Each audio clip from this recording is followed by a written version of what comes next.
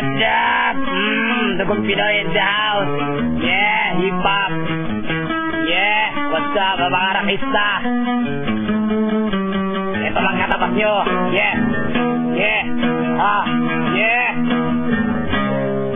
Yeah. Yeah, pakinggan nyo tong kantang to.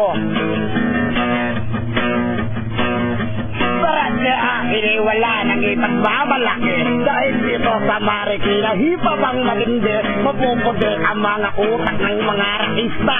Dahil kami ay simple lang pero mukhang artista. Di na kailangan ng drum o electric guitar. Dahil kami pinapadbang kilala sa isang lugar. Kung titigil na sa itsura, mukhang basura. Mga lalaki parang atik at babaeng kruwa.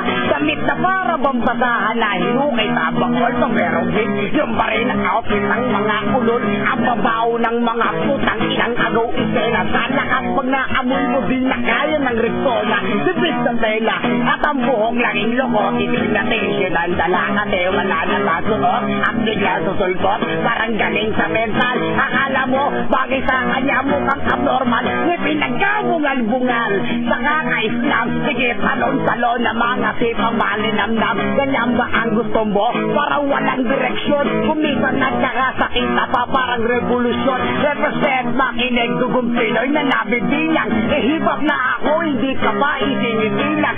Makinig ka. Freestyle lang ito ngayon. Uulitin ko putang ina mo gago. Yeah.